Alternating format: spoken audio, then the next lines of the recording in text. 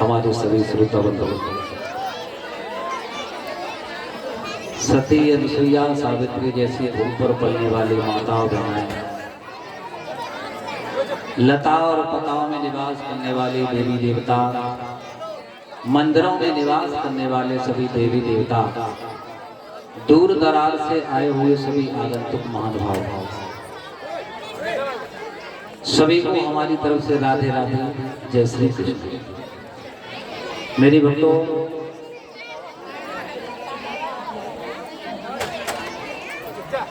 आपके इस पावन पवित्र गांव यारपुर में भगवान की पावन पवित्र में कथा, श्रीमद् भागवत महापुराण की कथा आज द्वितीय दिवस की रात्रि की कथा चल रही है। मेरी भक्तों, बात कुछ ज्यादा होने लगी है ना?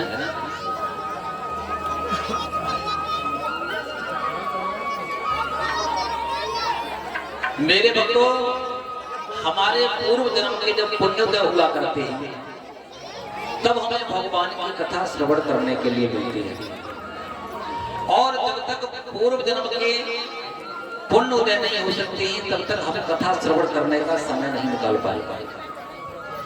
और जिस जगह भगवान की कथा होती है, जहाँ व्यास बना हुआ होता है, जहाँ पारंगण बना हुआ होता है, वहां पर एक कल्प वृक्ष की स्थापना होती है। वो कल्प वृक्ष जो स्वर्ग में इंद्र के यहाँ स्थापित है। सभी देवगण इंद्र के यहाँ पर क्यों जाते हैं? वो इंद्र के यहाँ इसलिए जाते थे कि उस कल्प वृक्ष के नीचे बैठ के जीव जैसी कल्पना करता है उसे वैसा ही फल प्राप्त होता है। श्री राधे। ऐसे भी ये कुछ दानदाताओं के नाम 20 रुपए आकाश प्रजापति पुत्र प्रिंस कुमार, 10 रुपए हरपाल सिंह कश्यप, 51 रुपए काजल त्यागी, 20 रुपए ऋषिपाल कश्यप, 10 रुपए धर्मपाल कश्यप और 10 रुपए चुन्नू कश्यप। जय जय जय। बोलिए ठाकुर जी महाराज जी की।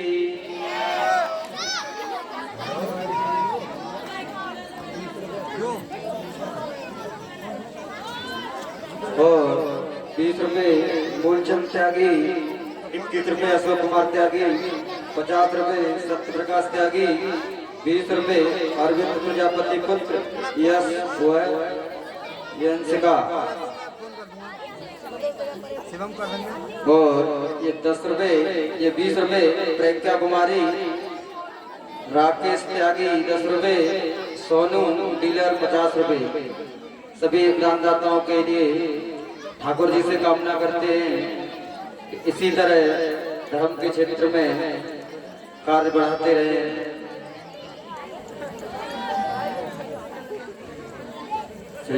एक जयकारा लगाएं, बोलो श्री रास बिहारी भगवान की। मेरे भक्तों, वो ही कल्प वृक्ष जहां भगवान की कथा होती है वहां स्थापित होता है, और आप लोग इस कल्प वृक्ष के नीचे बैठ करके भगवान की कथा को श्रवण कर रहे हैं। जैसी कल्पना जीव करता है भगवान की कथा में बैठ करके, उसे वैसा ही फल प्राप्त होता है। भगवान का जहां पारंगण बना होता है उसके अंदर हमें बैठना चाहिए,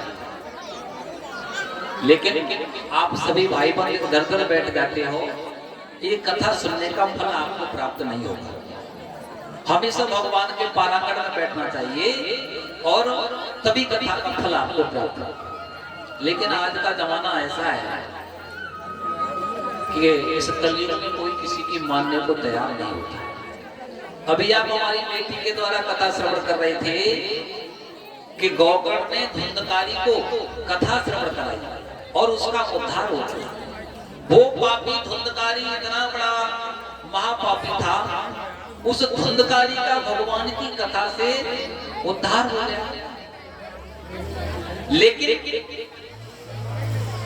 अन्य श्रोता जो थे उनका उद्धार नहीं हुआ, उनके लिए विमान नहीं आया। क्यों नहीं आया ये बात मैं आपको बता, क्योंकि श्रोता जो है 3 प्रकार के होते हैं। श्रोता तीन प्रकार के होते हैं। पहला श्रोता होता है उत्तम, और दूसरा श्रोता होता है लघु, और तीसरा श्रोता होता है अधम। उत्तम श्रोता तो वो होता है जो आसन लगा करके भगवान की ध्यान से कथा को श्रवण कर रहा है, और लघु श्रोता वो होता है कि दो चार बातें तो शास्त्री जी की श्रवण कर ली और दो चार बातें इधर उधर कर ली, वो श्रोता होता है लघु। और उधम स्वरूप का श्रोता वो होता है न अपनी कहना है उन्हें दूसरे के सुनने से कोई, जैसे हमारे वो नौजवान भैया बैठे है ना, क्या को उन्हें कोई मतलब ना है, वे केवल अपनी बत्ती सी खोल के दिखाई देते हैं जालन वालन, और जास कुछ बात से पता नहीं कौन सी मीटिंग कर रही है। अब इन्हें तुम्हें जो मालूम ना हो कि हम जब बोलवे पे आते हैं तो ऐसे ऐसे बोलते हैं कि शायद आप सब जीवन याद रखो, या तो शिक्षा सीखिए जाओगे या शिक्षा से बाहर रह जाओगे, दोनों में से एक ही काम। लेकिन कोई बात नहीं है, हम बैठे, हमारी एक आदत है कि हम व्यास मंच में बैठ जाए तो 1 घंटा में हमारी गाड़ी गर्म होती है, जब गाड़ी गर्म हो जाए तब नंबर आवे। आप कथा श्रवण कराई हमारी बेटी ने, श्रोताओं के बारे में समझाया, कथा श्रवण करने के बारे में समझाया, लेकिन कथा श्रवण करने का नियम अलग तरीके का होता है।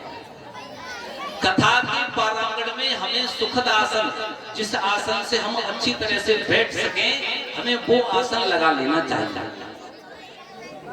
दूसरी बात, सुखद आसन लगाने के बाद हमारे ये मेरुदंड जैसे रीढ़ की हड्डी बोलते हैं, ये सीधी होनी चाहिए। रीढ़ की हड्डी सीधी क्यों होनी चाहिए कि जब तक रीढ़ की हड्डी सीधी नहीं होगी तो हमें भगवान की कथा श्रवण नहीं हो पाएगा। क्यों? आपने देखा होगा पहले, कुछ समय पहले हम बहुत छोटे थे तब की बात है, अब तो डिश चलती है, घर घर डिश लगी हुई है। पहले जब टीवी चलती थी तो उन पर चित्र लाने के लिए एंटीना लगता था, और जिस तरह से उस एंटीना में कितनी पसली होती थी उसी तरीका से रीढ़ की हड्डी पसली लगी हुई है, गौर करना। और जब वो चित्र सही नहीं आता था तो एक आदमी उस एंटीना को घुमाता था, और एंटीना को घुमाता था, नीचे से एक चिल्लाता था अभी नहीं और घुमाओ, अभी नहीं और घुमाओ, और जैसे ही उसका डायरेक्शन लगा बोले बस रोक दो, रुक गया। और जब रुक गया उसका डायरेक्शन एंटीना का मिल गया, यानी कि सीधा हो गया, तो चित्र साफ आने लगे। तो इस शरीर के अंदर भी एंटीना है, वो है रीढ़ की हड्डी। भगवान की कथा में चले जाओ, सत्संग कीर्तन में चले जाओ, मंदिर में पूजा करने चले जाओ, लेकिन जब तक मेरुदंड की हड्डी सीधी नहीं होगी तब तक ना ही तो भजन में मन लगेगा, न पूजा में मन लगेगा, न सत्संग में मन लगेगा, और न ही भगवान की कथा में मन लगेगा। इसलिए इस एंटीना को सीधा रखना चाहिए।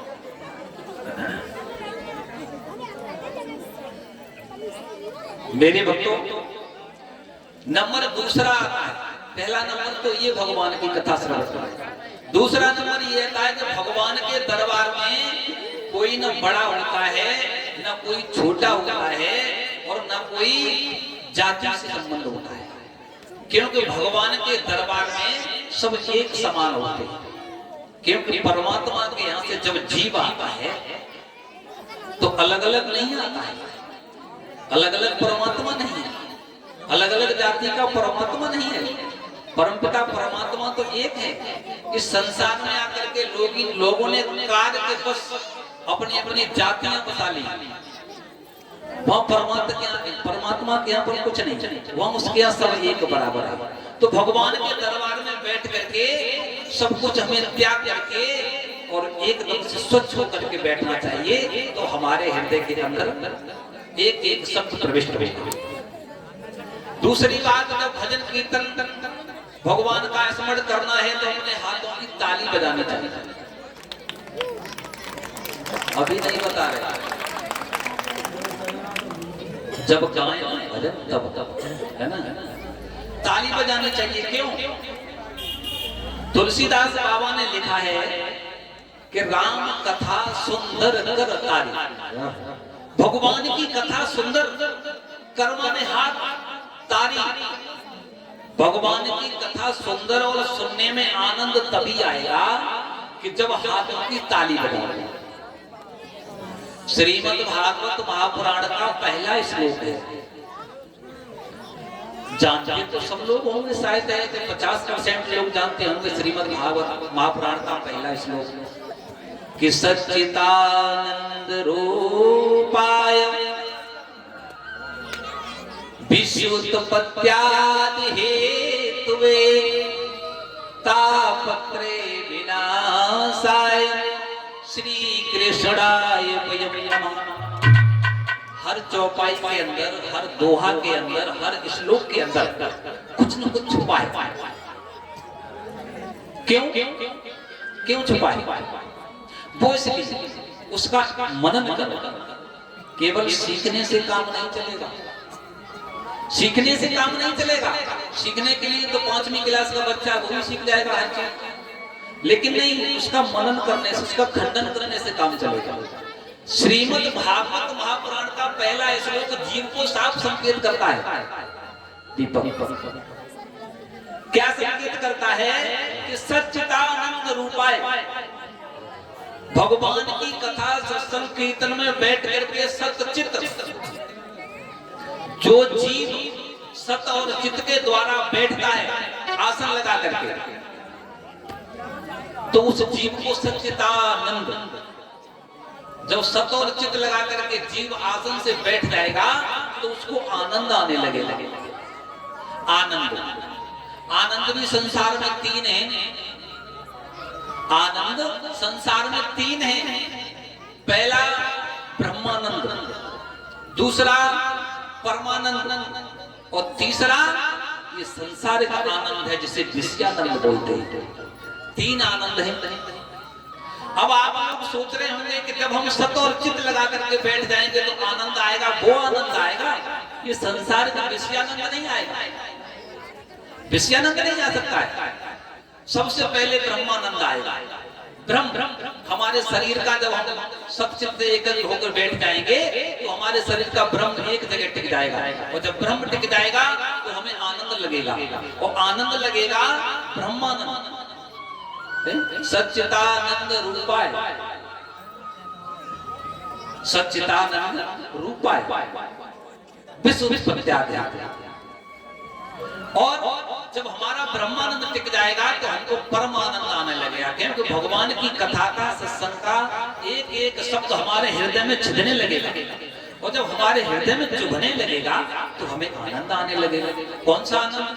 परमानंद। पहले ब्रह्मानंद टिकता है, फिर परमानंद आने लगता है, और जब परमानंद आने लगता है तो रूपाय, पीछे शब्द लिखा है सच्चिदानंद रूपाय, तो फिर हम अपने हृदय के अंदर अपने नेत्रों से परमपिता परमात्मा के उस साष्टिक शरीर का, स्वरूप का रूपाय हम दर्शन करने लगते हैं।